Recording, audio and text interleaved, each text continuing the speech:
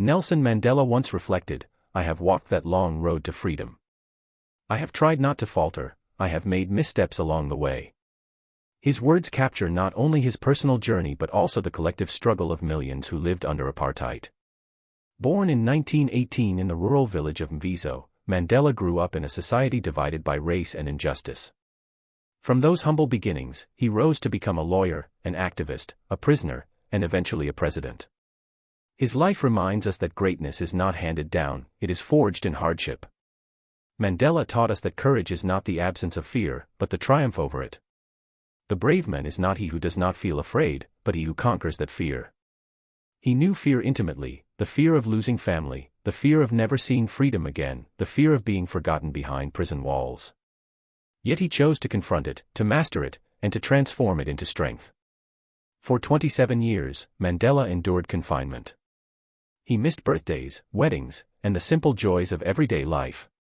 He worked in the limestone quarry, his eyes damaged by the glare of the sun. He slept on a thin mat in a small cell, year after year. But he emerged not bitter, but better. He reminded us, "I am not a saint, unless you think of a saint as a sinner who keeps on trying." His resilience was not about perfection but persistence. He stumbled, he struggled, but he kept moving forward. Mandela's story teaches us that even in confinement, the human spirit can remain unbroken. His long walk to freedom was not just about political liberation, it was about proving that dignity, hope, and determination can survive even the harshest conditions. His words and his example continue to inspire us to face our own challenges with courage, reminding us that every step, no matter how small, brings us closer to freedom. Mandela believed deeply in the transformative power of education. He often said, "Education is the most powerful weapon which you can use to change the world." For him, learning was not just about books or classrooms, it was about empowerment. He studied law, he read tirelessly in prison, and he taught others even when he had nothing. He knew that knowledge breaks chains and wisdom builds bridges. Every child, he insisted, deserves a chance to rise. He reminded us, a good head and a good heart are always a formidable combination. But Mandela's greatness was not only in his intellect, it was in his ability to forgive. After decades of injustice, he chose peace. He invited his enemies to the table, wore the jersey of the rugby team that once symbolized oppression, and shook hands with those who jailed him. He understood that resentment is like drinking poison and then hoping it will kill your enemies. Forgiveness, for him, was not weakness but strength. It was leadership, it was love, and it was the only path to unity. Mandela believed in a rainbow nation, a South Africa where dignity belonged to all. He said, "No one is born hating another person because of the color of his skin, or his background, or his religion. People must learn to hate, and if they can learn to hate, they can be taught to love." His vision was not limited to South Africa, it was global.